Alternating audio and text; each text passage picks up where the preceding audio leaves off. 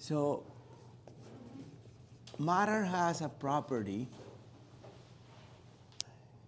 Density is one of those properties that no matter the size of the sample, the value of density is always the same.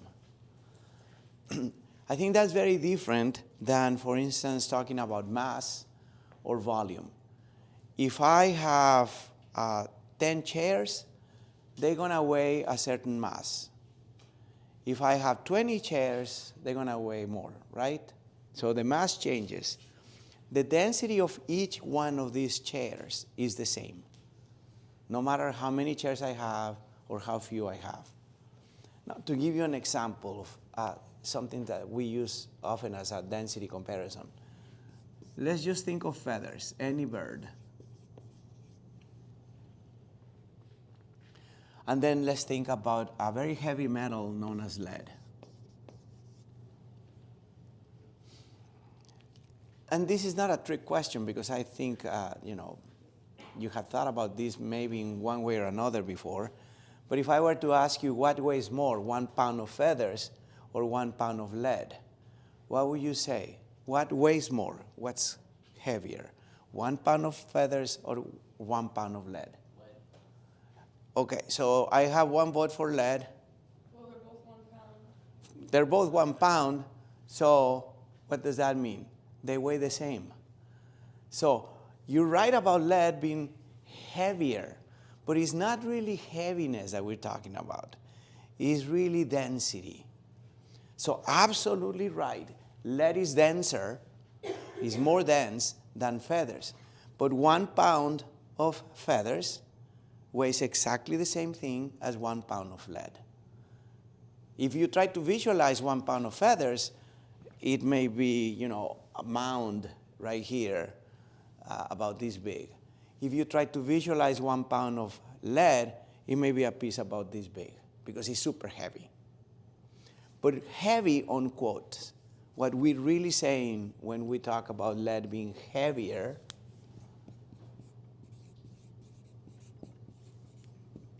we really are using the term wrong. We're talking about being denser. Has a higher density than feathers. Is that clear? So, how do we define density? Why is it that it doesn't change from sample to sample? Well, because density, which we're going to abbreviate capital D, is actually a relationship of mass to volume. So, the mass of an object, whatever mass that happens to be, divided by the same volume that that mass occupies, gives you the property of matter known as density. Now, most typically, in this course, like 99% of the time, the mass is going to be in grams, and the volume is going to be in milliliters. So we report density values in grams per milliliter.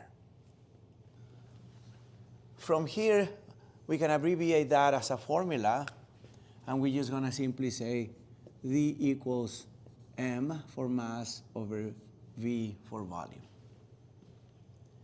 So if you need to calculate the density of a sample, you need to measure the mass, and then you need to measure the volume. You need both numbers to get the density. Once you have the density, you almost have the identity of the matter. So lead in the periodic table is going to have a certain density. Gold is going to have a different density. Each one of these guys have a different density. So it can be actually used to identify elements. Now, for those of you who are, a little rusty on algebra, remember that this formula can be rearranged so that if you know the density of a sample and you know the volume, but you want to know the mass, you can actually do that. So we can actually rewrite this equation as mass equals density times volume. That's the same formula, just rearranged, right? Or we can actually write it in terms of volume. Volume equals mass divided by density. I think I did it right. Now, if you look at the units in all three equations, this is going to be grams over milliliter. Density is grams over milliliter times volume, milliliter, you get grams, which is mass, right? If you look at this formula, that's one way of verifying that is correct.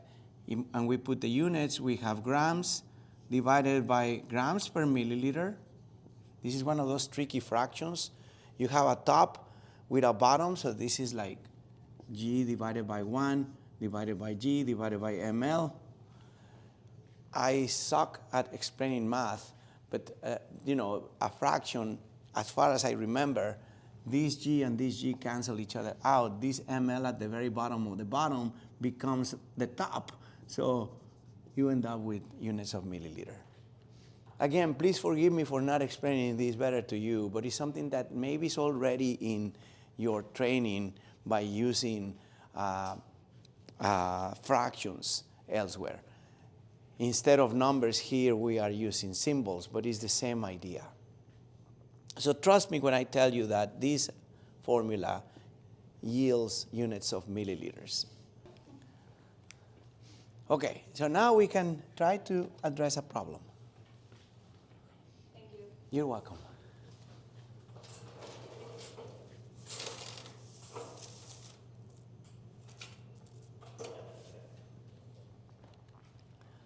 And the first problem, this is coming from the homework, is towards the end of the homework for chapter 2. He's going to ask you, I think, to simply calculate the density giving some numbers. But you need to be able to identify what number is what. So can I erase this now? I'm going to rewrite it anyway. Yes. But let's just put it. I need the space.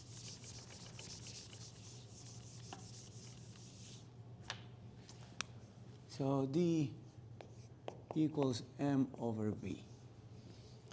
So we have this problem in which we need to calculate or determine the density for each of these problems. You have a car battery fluid, which is typically some sort of an acid, with a volume of 133 milliliters and a mass of 155 grams. So we have the two numbers that we need. We need to write our answer using three significant figures. So what goes where? Well, density equals, the mass goes on the top. So we have 155 grams.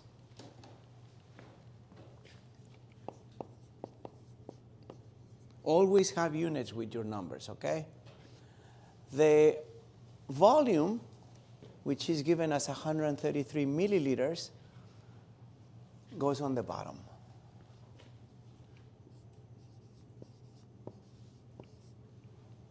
Now, in this particular problem, they tell us which is the volume and which is the mass. But you need to be familiar enough with units to know that if this problem was written in a way that you would read, the fluid in a car battery has 133 milliliters and 155 grams. You would have to know which one is mass and which one is volume. So you need to become familiar with the units that correspond to volume, the units that correspond to mass. And then I'm going to open a new tab here and just ask the computer to divide those two numbers. Very straightforward, no question, just like that. And I put 155 over 133, and I get that number. Now, it's a huge number, right? 1.1654. And that's all I'm going to write, because we're going to reduce it even more. Now, the units are gram per milliliter. And the question, I think, is asking you to report this to three significant digits. I hope the reason is obvious, That is because that has 3 significant digits and that has 3 significant digits. So your answer cannot be more precise than those 2 levels of precision. So we need to keep that one, we need to keep that one, we need to keep that one, we need to get rid of those 2. We need to eliminate them. The first one to the right of the one that we keep is going to dictate what happens to that keeper. So 1.1, what happens to a 6? Well, if this is a 5 or higher, the rule tells you that you have to increase this by 1, round up. If it had been lower than 4, then we would have kept it as a 6. And now we say grams per milliliter, and we're ready to try entering the answer. Now, if you've done this before, in this case, you don't have to put the units because they're already there. They're at the end of the box. So they're right here. So all you need is a numerical answer. If you're looking at this problem on your own homework, on your own device, you may have different numbers, you guys. So please pay attention to that because it does change the numbers. So I'm going to put 1.17 as my answer here just to verify. In this case, you are given actually a breakdown of how the problem was solved, which is exactly what we did.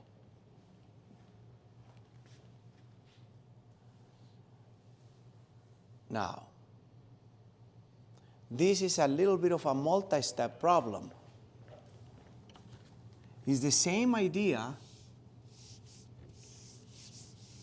However, look what happens when we don't carefully look at what we're doing and we make a mistake. So you have a plastic material that weighs 2.73 pounds. 2.73 pounds. And we are told that that has a volume of 3.6 liters.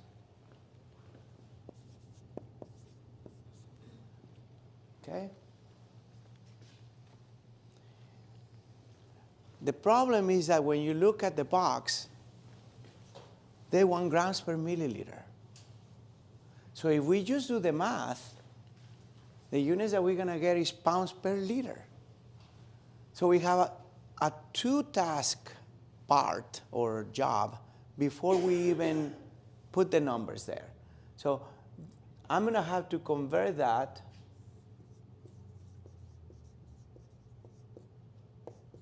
to grams, and I'm going to have to convert that to milliliters. One appears to be easier than the other, but nevertheless, let me go back over here with a new tab. And I don't know the equality that relates. I mean, I sort of remember that it's 400 and something, but I don't know it exactly. So I'm going to ask Google or the browser, what is 1 pound in grams? Because I'm going to need that for the conversion. So 1 pound in grams. And I'm getting this answer, which I'm going to trust. The book may have a slightly different conversion factor.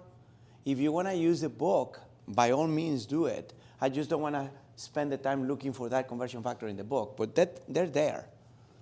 This should be close enough for us to get the right answer. So let's see what's going on. 1 gram. Wait a minute, 1 pound equals 453.592. 453.592 grams. This is actually a pound. So that's our equality. Remember from what I have said earlier, from every equality, you can get 2 conversion factors. Point fall. So here we go. Whenever you have an equality like that, this is telling you that 1 pound is exactly the same with an infinite number of significant digits, to 453.592 grams. So when I rewrite that equality as a fraction, I'm going to put 1 pound divided by 453.592 grams. I'm just rewriting it instead of as an equality, as a proportion. But this still says that that is equal to that, as long as you keep the units there. If I erase the units, then 1 divided by 453 gives you a number that is meaningless for the purposes of this discussion. If I keep the units, I'm saying 1 pound is exactly 453.592 grams. So that and that divided by each other is equal to 1, right? If I divide the same thing by the same thing, I get 1 anytime. 0.2 divided by 0.2 is 1. You get the message. From that same equality, I can get another conversion factor. So these are called conversion factors. And I truly apologize for not remembering that. I did not cover these. So I can actually rewrite it as 453.592 G divided by 1 pound. So every equality, every equivalency can be written as 2 conversion factors, and only 2. Now, if we need to convert a number in one unit system to a different unit system, we need to use a conversion factor. And we say we need to multiply it by a conversion factor. That's the term that we use. So let's take this example. We know that this has to be in grams for us to do this problem. So we have 2.73 pounds. And I need to convert that to grams. So I want grams. So what I do next is, okay, so I have my equality, I have my 2 conversion factors. I need to choose one of these 2 to place it here, multiplying, in a way that when the units are checked, the units that I want are kept, and the units that I don't want, the ones that I'm trying to convert from, get canceled out. So the only way to do that is to choose the conversion factor that has the units that you want on the top. So I cannot choose this one because that would give me pound square. Pounds times pounds, pound square. If I choose this one, I end up with this number, 453.592 G on the top. Always include the units, 1 pound on the bottom. And now we have a pound on the numerator here and a pound in the denominator here, so they cancel each other out. This is called dimensional analysis. You're analyzing the system of measurement, the dimensions, and we end up with grams. So now we do the math. 2.73. In this case, I'm just going to put it right here, and it's going to do it for me. 2.73. When I change that on the screen, it multiplies that by that. Okay? It's not a magic trick. It's just the calculator is already doing it for me. So that times that is 1,238.07. Oh, 0.307 grams. So now I can go back and say, okay, I want to calculate the density in grams per milliliter. So on top, I'm going to have 1,238.307 grams. Now we're left with another conversion.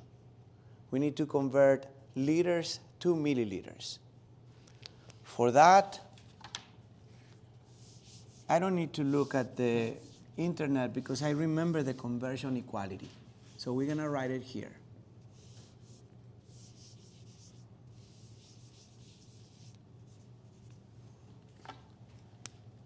1 liter equals 1,000 milliliters. I happen to remember that one. It's one that I've used many, many, many times, so it's now memorized. You don't have to memorize it. Google it. How many milliliters are in 1 liter? You'll get 1,000.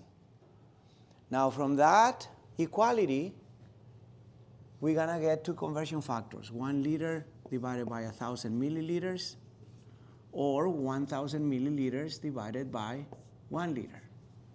Exactly. These don't count for significant digits because they are equalities. They're exactly the same. So now I need to choose one of these two to bring it down here and multiply by the 3.6 liters. So 3.6 liters times one of these two. I want the one that has the units that I need on the top. So I want milliliters. That has milliliters on the top, on the numerator, so I had to put it, I had to choose that one. And now when you do the dimensional analysis, liters on top, liters on the bottom cancel each other out. They divide by each other, they give you 1. And now we just left by multiplying 3.6 by 1,000, so it's 3,600, I think. Once again, we can probably change this. This probably has menus. Oh, these are all in grams. So, we can change here to length. And then we can say meter. And maybe we can say, what are they? Oh, no, sorry, we're not in length. We want mass. No, we want volume. Sorry. Volume, 1 liter,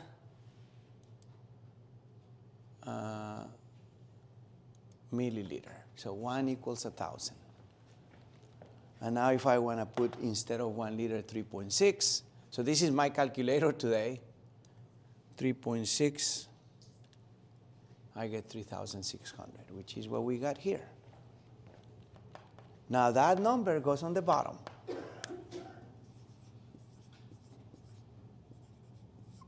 We have the right units, both on the top and on the bottom.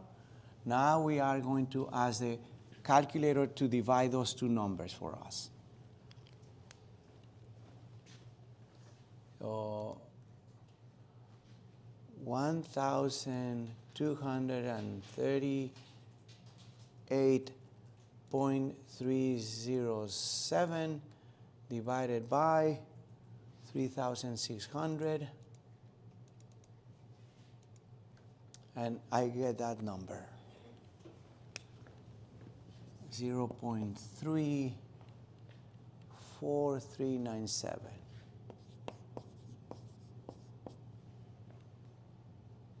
Grams per milliliter. Now, I believe the question is going to ask you to report the answer to 2 significant digits because this has 2 significant digits, the volume. So we need to keep that and drop that one because that's a 3, the 4 remains. So 0.34 grams per milliliter is going to be my answer to this particular question.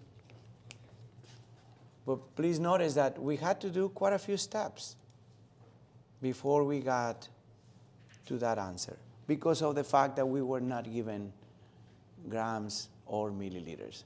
So 0.34. Oops. Oh, I don't have my glasses on.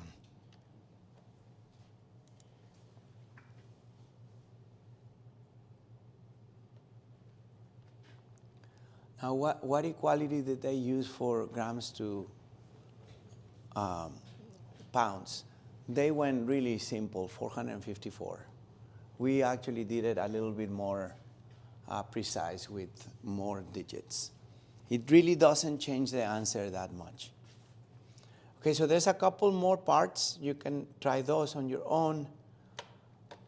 Let's take a look at another problem that I wanted to cover here.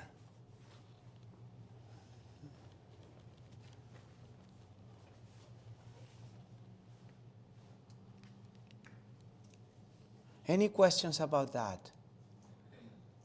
Any conversion that you had to make, always start with an equality. The equalities are going to be found in your book, or you can find them in the internet. And most of them are very accurate, so I don't think you're going to encounter problems getting incorrect answers because of the equality source that you pick. Okay, can I erase the board?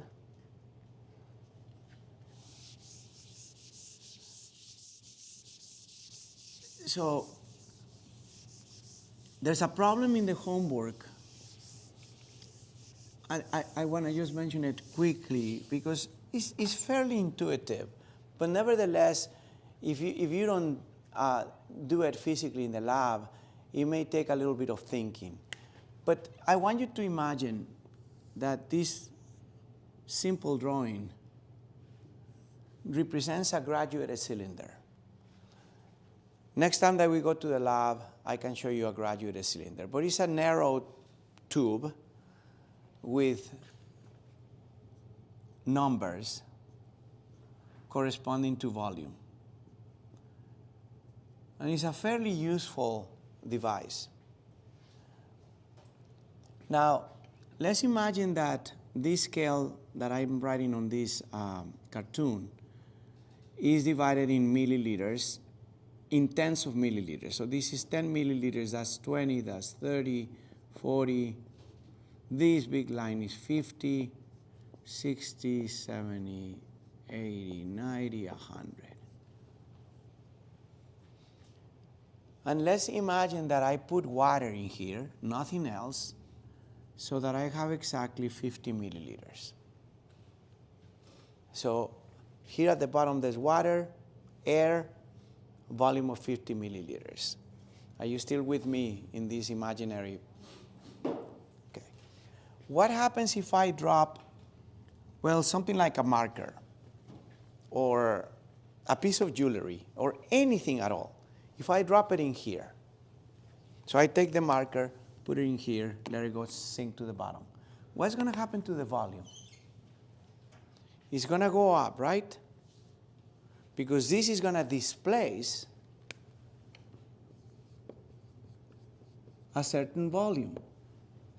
Now, what if I were to tell you that it went from 50 to 80 after I added the marker? So here's the marker. It went from 50 to 80. What can you tell me about the volume of the marker? That the marker displaced 30 milliliters. It went from 50 to 80. 80 minus 50, 30. So the volume of the marker must be 30 milliliters. This is calculating volume by displacement. It's a lot easier than using math. If I wanted to calculate the volume of this, I probably need calculus because this is not an even shape. The shape at the top is different from, and then there's a hole at the bottom. All of that would have to be taken into account to do it using numbers. By displacement is very, very straightforward. Whatever volume was displaced is the volume of the object that you are using. So there's one problem in the homework that deals with volume by displacement. Okay. We have two more problems to tackle, and with that, I think we're going to wrap up chapter 2. Can I erase this? Okay. Now, this one is a little challenging because it has quite a few units that need to be converted. So let's put on the board what we have and then think about what we need to do to answer the problem. So there's some sort of a herbicide, a chemical,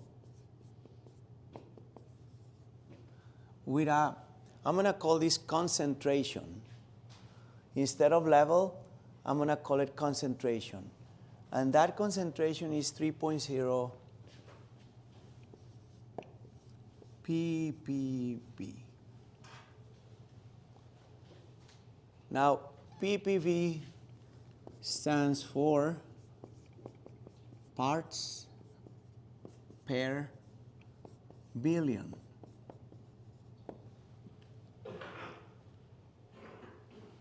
You know, and here's the thing. If you recently arrived from another country, many countries would do what I'm going to tell you.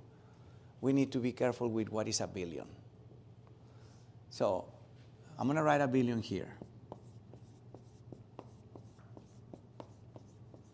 That's the number that is a billion, right?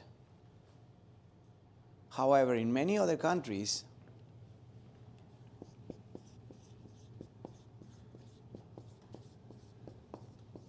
that's a billion. 12 zeros instead of 9. Why? Well, because in other countries, they look at the BI, meaning double. And so this is a million, a billion. Million, billion. In the US, 1,000 million is a billion. It is what it is. So when we read parts per billion in chemistry, we're actually looking at the US and other countries. It's not the only country in the world that uses 1,000 million, but we're looking at 9 zeros, not at 12 zeros. A long time ago, I had to clarify it because a student was coming, I think, from Portugal, and a billion there has 12 zeros. And not only that, but instead of commas, they use periods to separate the number. And he's like, oh my God, what's that? And then they use commas for the decimal point. Okay, so now we know that what is a billion. What else do we have in the problem? We have a sample of 1 pound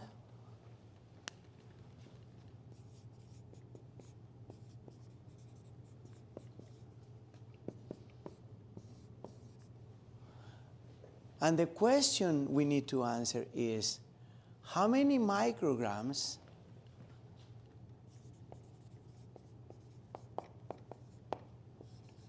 I'll explain to you that little symbol in a second, of herbicide in 1 pound? That's the question. That's what we need to answer. So what is that little symbol? So that's a Greek letter. It's called mu. And in the metric system means micro, which means 10 to the negative 6. So if you have microliters, 1 microliter equals to 10 to the negative 6 liters. If you have meters, 1 micrometer equals to 10 to the negative 6 meters. So we're going to need that number to do our calculations.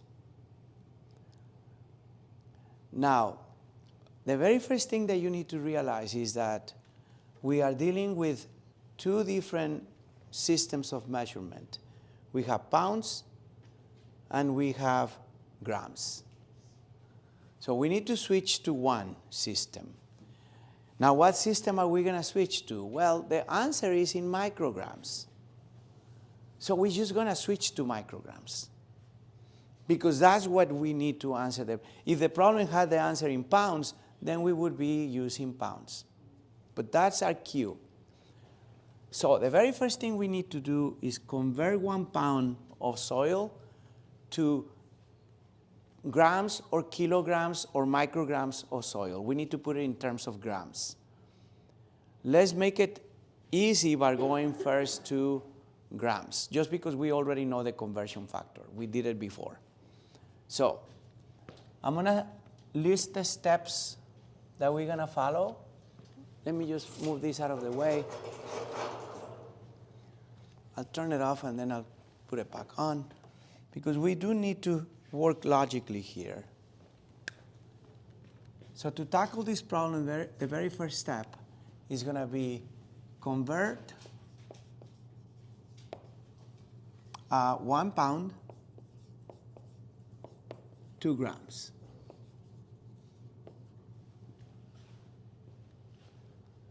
Unfortunately, the answer is in micrograms, so we need a second step, which is going to be convert grams to micrograms.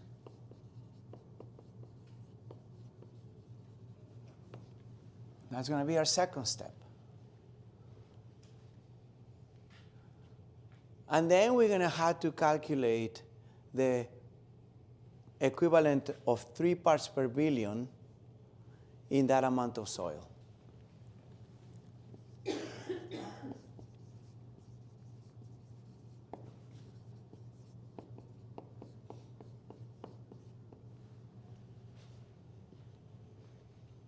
I think it's going to become clear once we do the steps. So let's start with step 1. We have 1 pound. We're going to multiply that by our conversion factor. We already knew that that was 454. We're going to use the one that the book uses, so I'm going to go with just 454. 1 pound equals 454 grams. What do I put here as a conversion factor? The one with grams on the top. So 454 grams, 1 pound. Well, that's easy, isn't it? Because that's your one. There's your ones.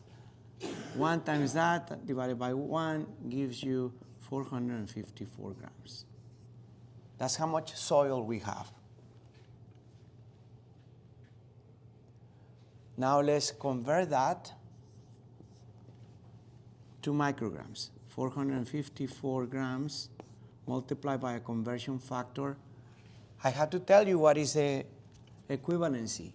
I mean, I mentioned that earlier, but here we go. 1 microgram equals 1 times 10 to the negative 6 grams. That's our equivalency. That's the equality. Let's see what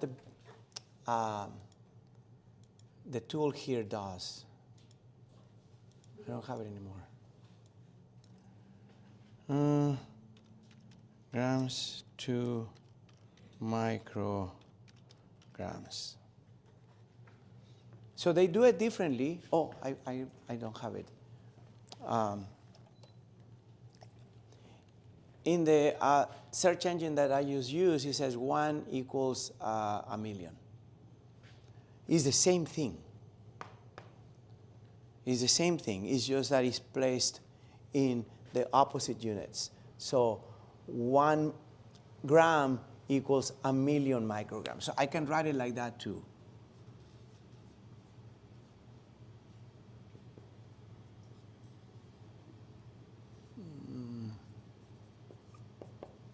Those two equivalencies are the same.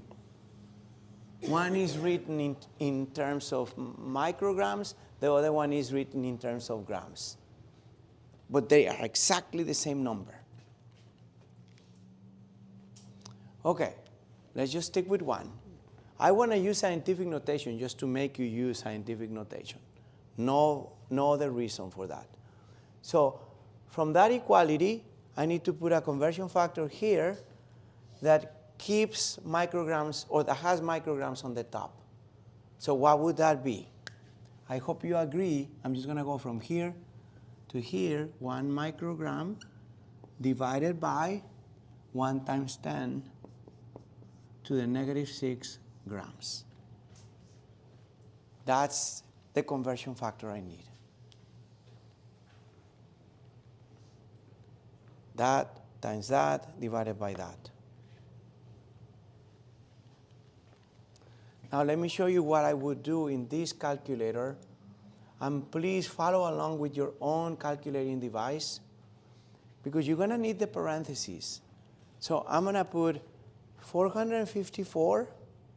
Let me do this in my head. 454 times 1 is 454, right?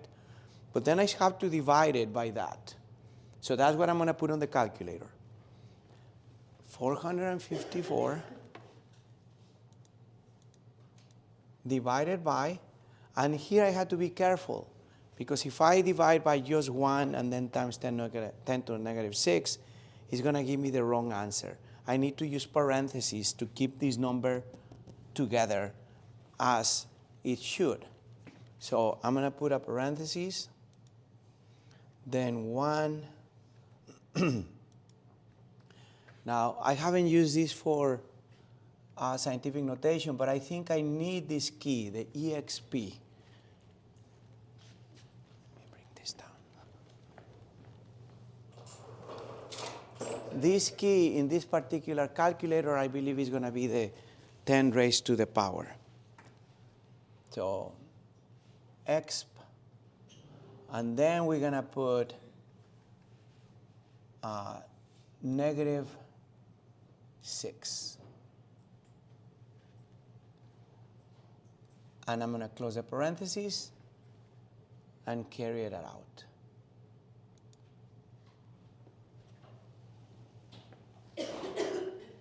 So 400 and, God, I'm lost here.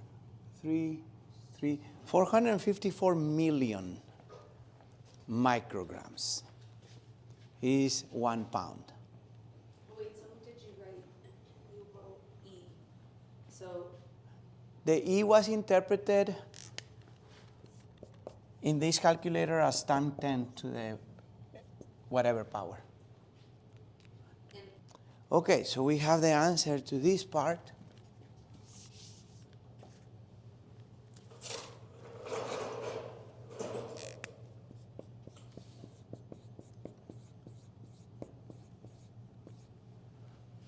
Now, that is in micrograms, and that is how much soil we have. Okay? We have the last step to do, number 3. Convert or calculate micrograms in parts per billion. Okay, so how much soil do we have? And how much herbicide do we have? Well, we're going to use this as a conversion factor, you guys. Okay? Bear with me, but that's a conversion factor. We're basically saying, I'm going to erase all of these. I'm going to need the space. And I'm going to just concentrate on that.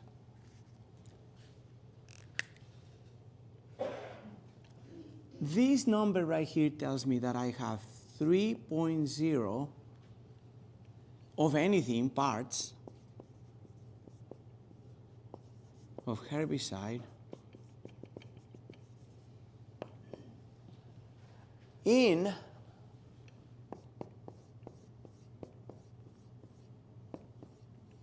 1 billion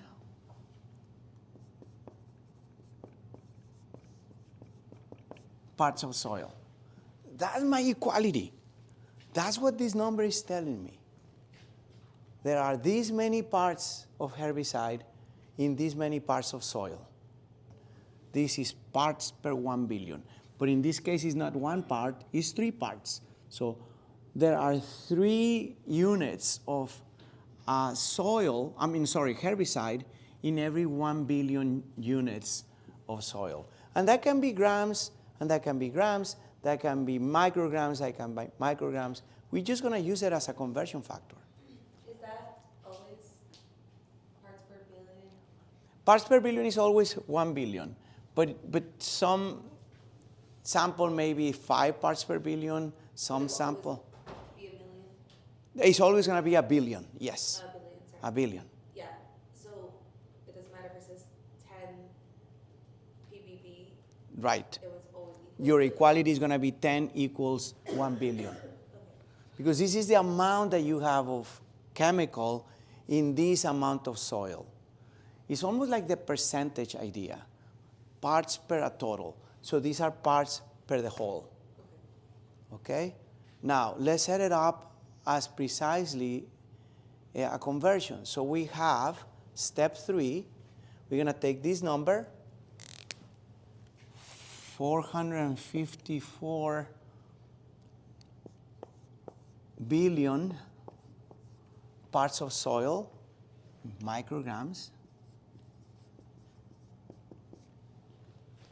And we need to choose a conversion factor from that equality that will leave me with micrograms of herbicide, because that's what I want. Now, when I wrote parts of herbicide here and parts of soil here, I meant this is a generic number. It's like a dozen. 12 equals 12 of anything. Well, I can change that to microgram as long as I change that to microgram. And I need to be more specific than that. I cannot be that sloppy. I have to say microgram of herbicide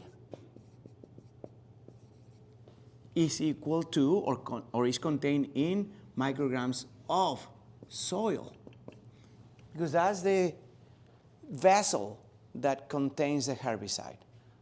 Are you still with me, more or less? I'm confused about where you're getting your label parts from. Where did you go from 3.0 parts per billion to 3.0 Micrograms of herbicide, yes. So a billion is a billion regardless of what you're counting, right? Whether there's books, there is snowflakes. 1 billion is 1,000 million. So I can actually say, okay, if I have a relationship, and think of this almost as percentage, that tells me that for every 1 billion total parts of whatever is the whole, I have 3 parts of this other ingredient, which is called herbicide. I can replace the parts for any unit that I want, as long as I keep the same units on both sides of the equality. In other words, this can be read as 3.0 pounds of herbicide in 1 billion pounds of soil.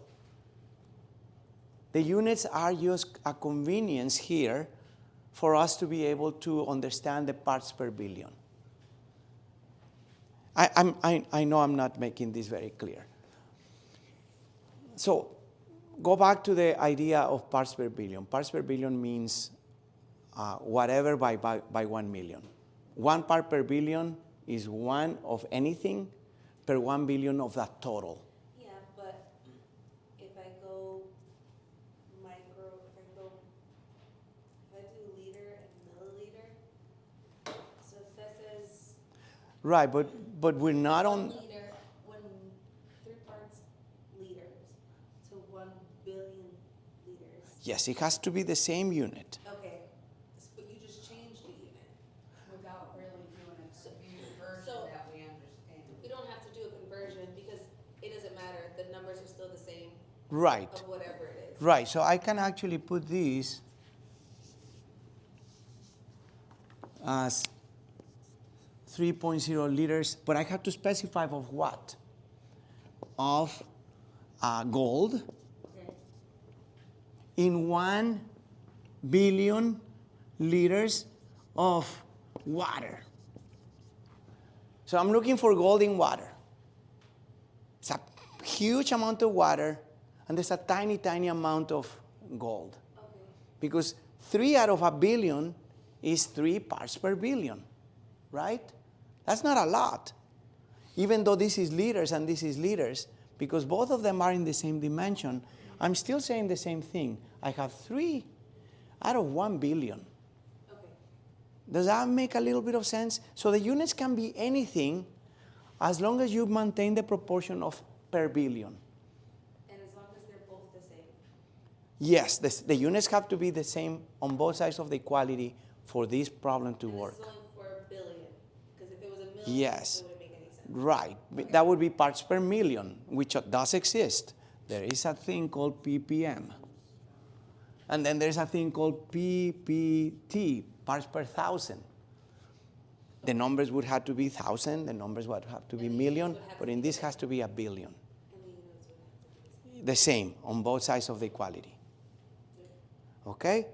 So let's put them back and see if after we do the problem, maybe you can think about this before we meet again and still tell me if you need a better explanation.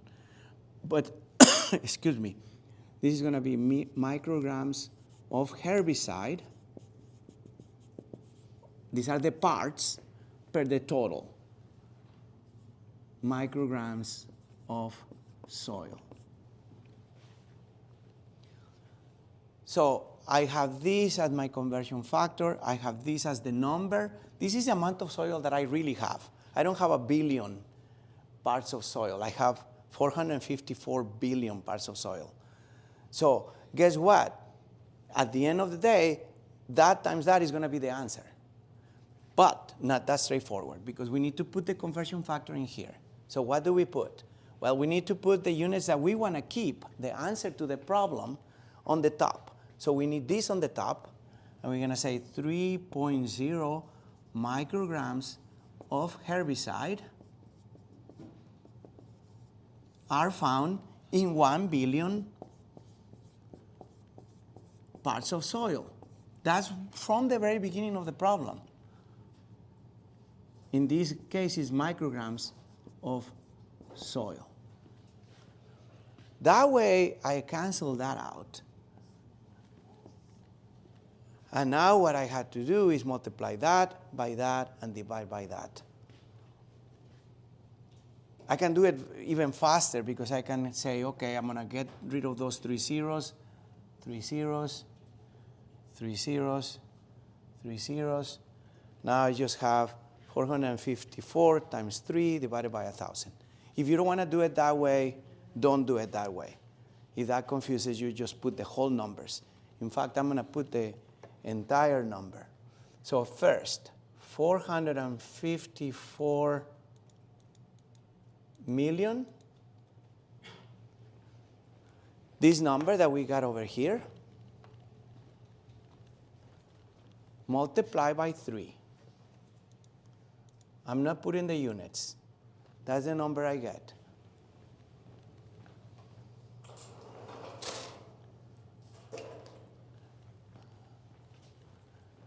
One 362,000. So what is that? 3 and 3, 100, no, 1,362 billion. But I'm not done. Now I had to divide by 1 billion. So divide that by 1, 1, 2, 3, 1, 2, 3, 1, 2, 3, equal. And that's going to be my answer. 1.362. The units are micrograms of herbicide.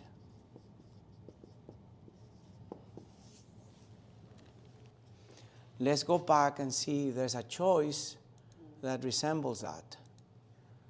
Is there a 1.362? Well, okay.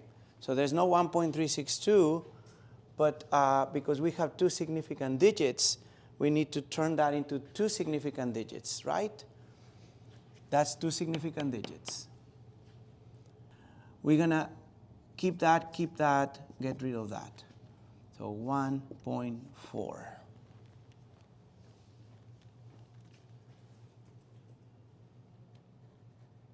And there is such a choice there. Now, if you have different numbers, the mechanic of the problem is the same. It's the same. I'm going to copy that to the clipboard, and I'm going to open ChatGPT. Sometimes it gets it right, sometimes it doesn't. Did I get ChatGPT? Yeah. If you never use ChatGPT, I really encourage you to get an account and start using it. So I'm just going to type that question straight. Okay, let's see how similar it is to what we did. But it looked promising, right?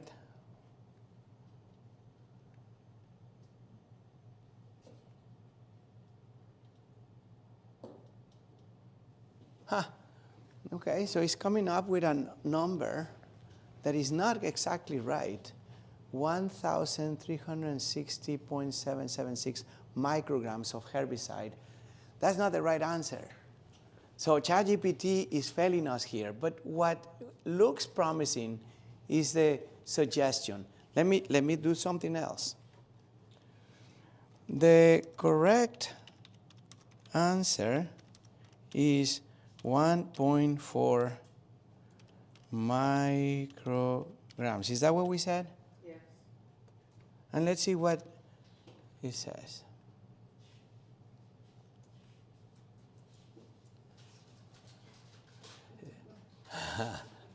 So you're right. Take it for what it is. Now, I know that was a lot of information in one single problem, and I want you to ruminate through it. I did tape it, so it's going to be horrible to rewatch it for you.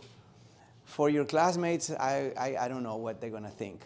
I will upload that after some edits, and maybe we can pick it up on Tuesday again. We can revisit this problem or do something similar so that I can put your mind at ease that this is the way to go. Any questions?